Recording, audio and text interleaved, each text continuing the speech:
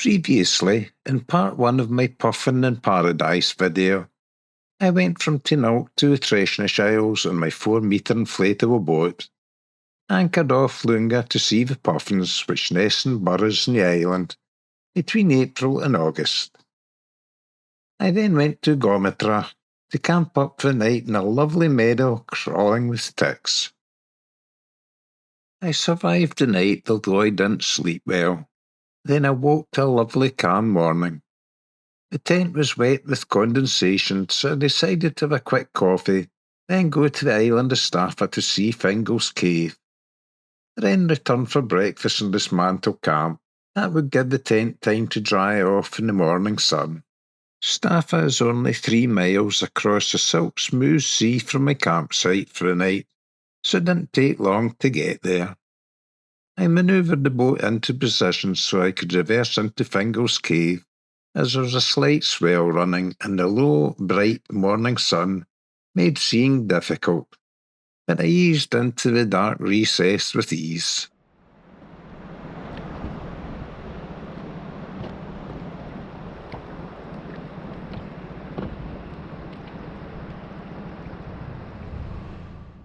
As it's not the first time I've done this manoeuvre, I knew had plenty of water under the propeller, even at low tide. I just need to make sure the swell didn't bounce me off the cave walls.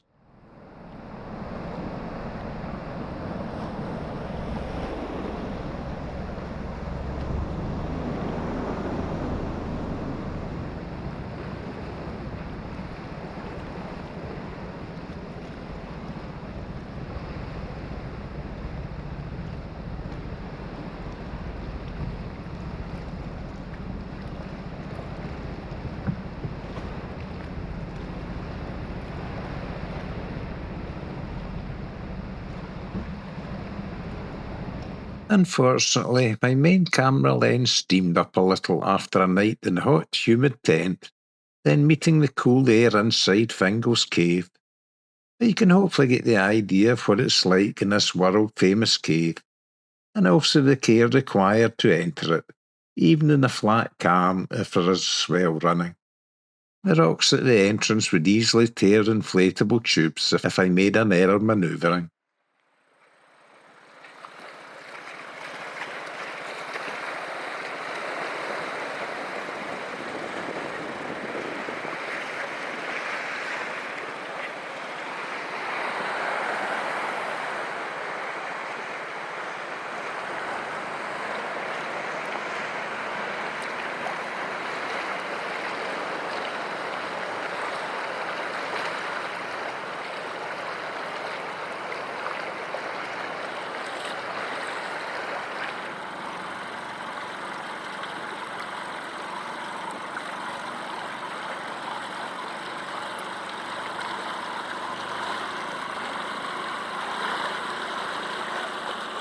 I then took a look at the new upgraded landing stage and the rest of the eastern side of the island, although I didn't land.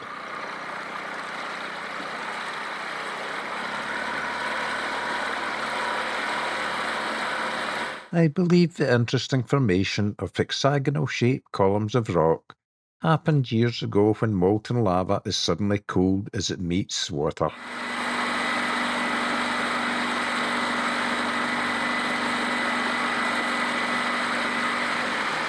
Plenty of puffins around Staffa too, and a small flotilla took to the air as I approached them.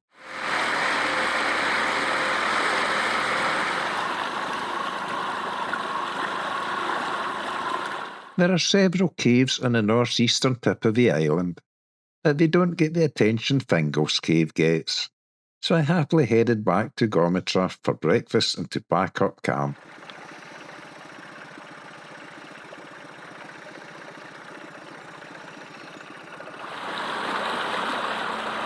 It was now a lovely morning as I headed off to explore the southern side of Gometra and the island of Ulva.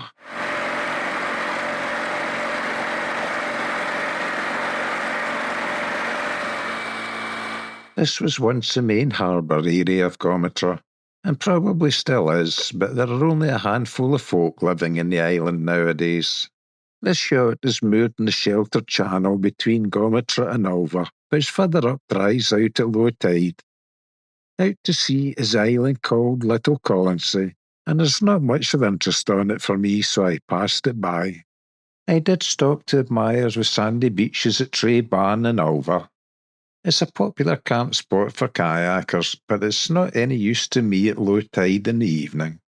It's a shallow, gentle shelving beach, and the tide goes out for miles, thus making it too easy for my boat to get left high and dry. I did take some time to let the drone have a look around, as I knew the tide had turned and was now coming in, so the boat would stay afloat.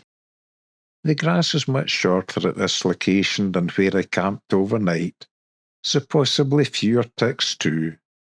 Although, surprisingly enough, I didn't get any ticks attach themselves to me at my stopover, although there were plenty to be seen crawling over the tent outer. It's a lovely area, sheltered by the many rocky reefs and islands. It's not often the sea is so calm off the west coast of Mull either.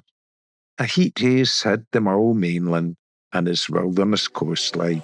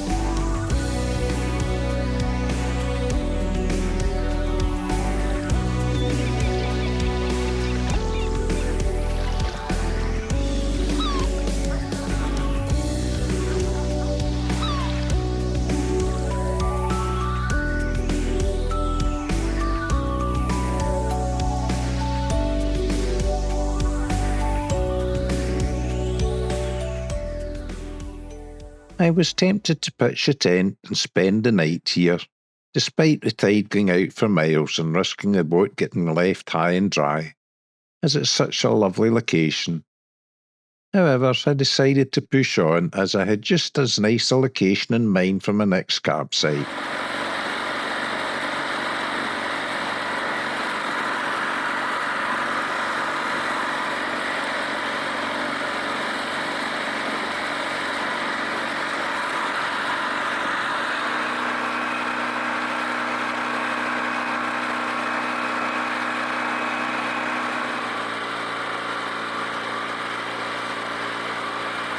I enjoyed a slow cruise through the rocky reefs and shallows off the eastern side of Ulva. Distinctive hexagonal columns of rock seem to be a regular feature in this area.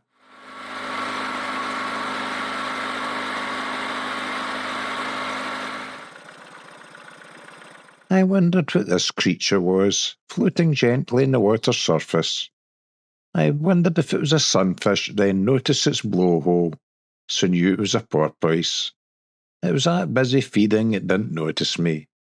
Porpoise are generally very timid, and I only get a quick glimpse before they're gone. However, this one didn't seem to bother. I was now in the Sound of Ulva, which separates the island from mainland Mull, and was tempted to land at the boathouse for an early lunch, as they do serve good food. However, it was still a bit early, so decided to continue on my way and land in the island of Eorsa in Loch na Keogh for a picnic lunch. After all, I had plenty of food on board the boat. And because I was very hungry, my cheese and tomato wrap tasted as good as anything the boathouse could give me, and at least I knew where my sandwich had been. I'd been around Puffin paradise. And I certainly enjoyed the peace and quiet of Eorsa Island.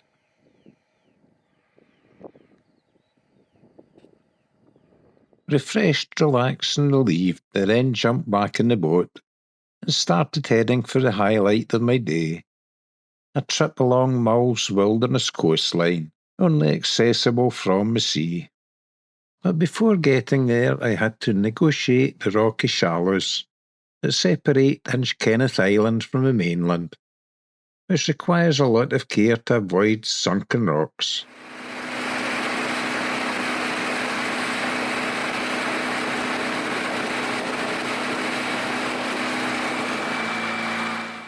Then, finally for me, the wilderness coastline of Mull starts at this spectacular waterfall, tumbling several hundred feet into the sea, just to the left of the entrance to McKinnon's Cave. This cave is in fact the longest cave in the Hebrides. It's best accessing it by walking along the shore at low tide, as a reef juts offshore, making boat access difficult. The wilderness coastline then continues for another 5 miles or so, with stunning views of high sea cliffs, caves, waterfalls, sea stacks and natural arches, until it reaches Mull's 50-million-year-old fossil tree, encased in a basalt cliff.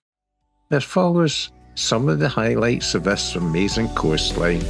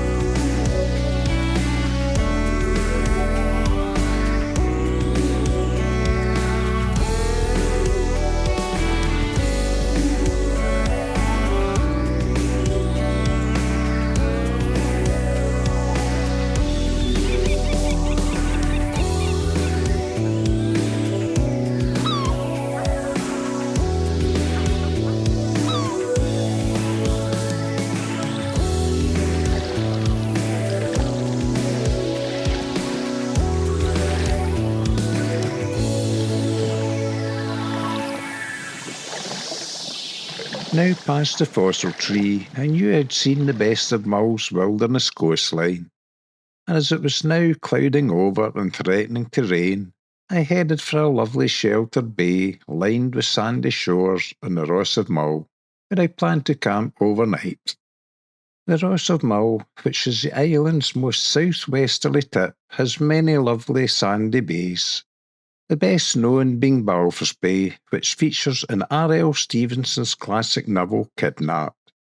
However, Balfour's Bay is just one of the many hidden gems in the Ross, and this particular one is just as pretty. As the tide was now falling, I set up the running mooring buoy and line so I could haul the boat into deeper waters from the shore, thus keeping the boat afloat. The camping area is out of sight round the rocky headland, but there's an area of flat grass and I have never seen ticks here, which is a big attraction for me. The only concern was the bay is north-facing and the wind was coming from the north and forecast to increase during the evening. Although the bit of beach I was on was still sheltered, saw white waves breaking on the adjacent beach. I decided I wouldn't sleep well worrying about waves dumping the boat onto the shore, so I decided to continue on to Balfour's Bay, which is south-facing, so would be more sheltered in the winds. And I will continue my journey in part 3, so I hope you will return to watch it too. Thanks for watching.